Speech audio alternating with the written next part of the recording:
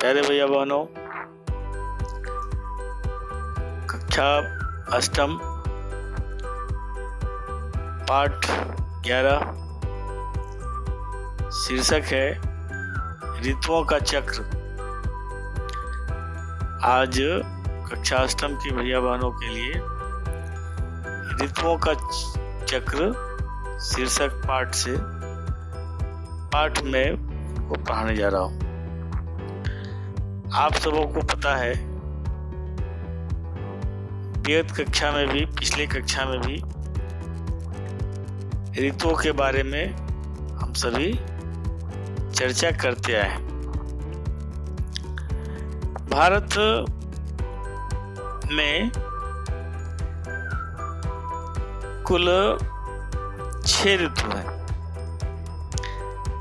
आप लोगों को भी पता है कि बताया जाता है कि मुख्य रूप से 3 ऋतु हैं, जाड़ा, गर्मी और बरसात।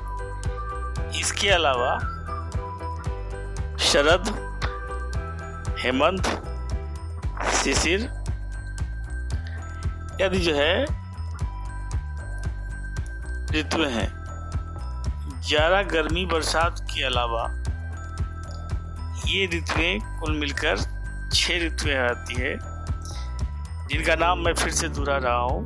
इनके नाम है ग्रीष्म, वर्षा, शरद यानी जाड़े का ऋतु, हेमंत, शिशिर और बसंत। प्रत्येक ऋतु का समय 2-2 मास का होता है, यानी 2-2 मास का ये ऋतु हुआ तो साल में 12 महीने होते हैं, तो 2-2 महीने ये ऋतुएं रहा करती है।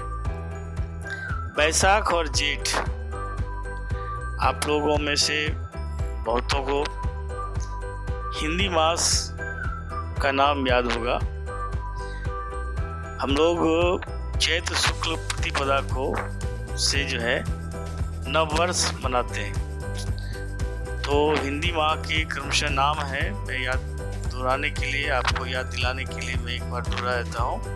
चैत, बैसाख, जेठ, आषाढ़, श्रावण, भादो, आश्विन, कार्तिक, अगहन, पुष, माघ और फागुन। ये 5 ये जो है ऋतु हिंदी मास के नाम हैं। अंग्रेजी मास के नाम तो आप लोग में से सबों को याद होगा। जनवरी, फरवरी, मार्च, अप्रैल, मई, जून, जुलाई, अगस्त, सितंबर, अक्टूबर, नवंबर और दिसंबर। ये अंग्रेजी माह के नाम थे। हिंदी माह के भी नाम मैंने इससे पहले बताया है, तो इसलिए बताया कि आपको मालूम हो जाए हिंदी मास का भी नाम। तो बैसाख और जेठ, ये मास ग्रीष्म यानी गर्मी का होता है। आषाढ़, श्रावण में वर्षा, भाद्रपद और आश्विन में शरद, कार्तिक और अगहन में हेमंत ऋतु, पौष माघ में शिशिर तथा फागुन चैत में बसंत ऋतु। क्रमशः ये 6 ऋतुएं 2-2 माह रहा करती है। भारत ही एक ऐसा देश है पूरे विश्व में जो अलग अलग ऋतुओं के लिए प्रसिद्ध है। साथ ही भारत के उत्तरी भाग में अत्यधिक सर्दी पड़ती है, यानी कि भारत के उत्तरी भाग में जब अत्यधिक सर्दी पड़ती रहती है, उस समय भारत के दक्षिणी भाग में गर्मी पड़ती है। वर्षा ऋतु में जहाँ एक और चेरापूंजी में संसार का यानी विश्व का सबसे अधिक वर्षा होती है, वहीं दूसरी ओर राजस्थान के रेगिस्तानी भूभाग में साल भर में एक बार भी वर्षा नहीं हो पाती। अगर होती भी है तो बहुत कम। ऋतुओं की विविधता की दृष्टि से हमारा देश बहुत ही भाग्यवान है, भाग्यशाली है, समृद्ध है और यह आनंद अन्य किसी देशों में नहीं हो पाता। तो एक तरफ जहां हम गर्मी से व्याकुल हो उठते हैं, तब दूसरी ऋतु का आगमन हमें सुख देता है। ग्रीष्म ऋतु के तपन जब समस्त प्राणी समस्त जगत को व्याकुल करती है, तो वर्षा ऋतु के आगमन से समस्त जीवों, पृथ्वी, पेड़ पौधे, अन्य जीव जंतु सब में कुछ शीतलता आती है। तो अब हम यहाँ प्रत्येक ऋतु के बारे में, यानी ग्रीष्म ऋतु से शुरू करते हैं। ग्रीष्म ऋतु में दिन बड़े होते हैं और रातें छोटी होती हैं, और प्राय अक्सर ऐसा देखा जाता है कि गर्मी के दिनों में लोगों की पाचन क्रिया थोड़ी सुस्त हो जाती है, कमजोर हो जाती है। तो इस ऋतु में, गर्मी के ऋतु में लू चलती है, अनेक प्रकार की संक्रामक बीमारियां फैलती है। लेकिन ये भी है, ऐसा नहीं कि सिर्फ इससे लोगों को तपन ही महसूस होती है। इस ऋतु से अनेक प्रकार के लाभ हैं। कृषि के लिए यह बहुत उपयोगी है। अत्यधिक गर्मी के कारण खेती में विजातीय पदार्थ, जो नष्ट होने वाले पदार्थ होते हैं, जो खेती के लिए उपयोग नहीं है, वो नष्ट हो जाते हैं और खेती के लायक, यानी कृषि के लायक फिर से ये भूमि तैयार हो जाती है। तो ग्रीष्म ऋतु के गर्मी के बाद वर्षा ऋतु का आगमन होता है। इस ऋतु में भारतीय जनजीवन में विशेष महत्व है। वहीं वर्षा की ठंडी फुहार से हर प्राणी का चित्त प्रसन्न हो उठता है। नदी नाले लबालब भर जाते हैं। वर्षा ऋतु आनंददायी तो है ही, किंतु अधिक वर्षा होने के कारण बाढ़ की विकरालता खरीफ फसल को ले डूबती है। वर्षा के बाद आगमन होता है शरद ऋतु का। यह ऋतु हमें वर्षा से उत्पन्न गंदगी से छुटकारा दिलाती है।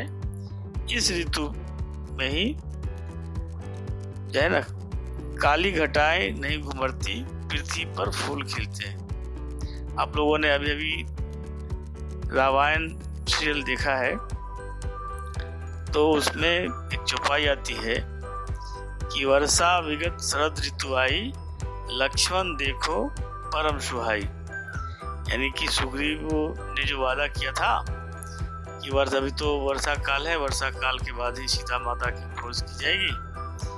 तो जब वर्षा ऋतु खत्म हुई तो राम जी ने लक्ष्मण से कहा था, और लक्ष्मण जी सुग्रीव को याद दिलाने, यानी सीता माता का पता करने का याद दिलाने के लिए गए थे उनके दरबार में। तो यही वर्षा ऋतु के बाद की बात है।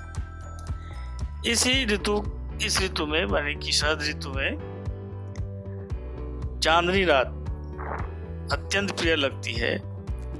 विजयादशमी का पर्व, यानी दुर्गा पूजा का पर्व भी इसी ऋतु में आता है। इस ऋतु के बाद हेमंत ऋतु का पदार्पण होता है। अब इस ऋतु में रातें बड़ी और दिन छोटे होने लगते हैं, यानी जाड़ा आरंभ हो जाता है। पर जाड़े में अभी उतनी निष्ठुरता नहीं होती, यानी उतना जाड़ा नहीं होता। इसी ऋतु के बाद, यानी हेमंत ऋतु के बाद शिशिर ऋतु की शुरुआत होती है, जो ऐसी ठिकुरन वाली ठंड जो हमें रजाई से निकलने में भी कष्ट अनुभव होता है। लेकिन यह ऋतु बहुत लाभदायक है स्वास्थ्य की दृष्टिकोण से।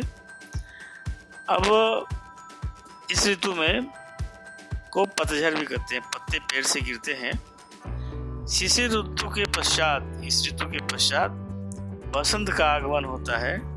वैसे भी तो बसंत को ऋतुओं का राजा कहता है। बसंत में ही शुक्ल पक्ष पंचमी को हम सभी सरस्वती पूजा मनाते हैं। इस ऋतु में पृथ्वी पर की शोभा अत्यंत प्रिय होती है। चारों तरफ हरियाली छाई रहती है, बागों में फूल खिले रहते हैं। तो इस फूल और हरियाली के विषय में है ना, कवि सेनापति ने बसंत की शोभा का वर्णन करते हुए कहा है, वरन वरन तरु फूले वन वन, सोई चतुरंग संगदल लहियत है। यानी बसंत में बसंत पंचमी और होली का पर्व अत्यंत उल्लास पूर्वक मनाया जाता है। और विश्व में, पूरे विश्व में यानी पूरी धरती पर किसी अन्य देश में इतनी विविधता से भरा हुआ ऋतु किसी भी देश में नहीं है। और ऋतु चक्र के दर्शन, इन विविधतापूर्ण ऋतु चक्र के दर्शन सिर्फ और सिर्फ भारतवर्ष में ही देखने को मिलते हैं। प्यारे भैया बहन, ये पाठ था ऋतु का चक्र। आप सबों को बुक मतलब पुस्तक मिल गई होगी हिंदी की, फिर भी मैं इसका PDF भेज दूंगा। आप लोग इसके शब्दार्थ, प्रश्नोत्तर अपने नोटबुक में बना लेंगे और इस वीडियो को देखकर सब्सक्राइब करना ना भूलेंगे। धन्यवाद।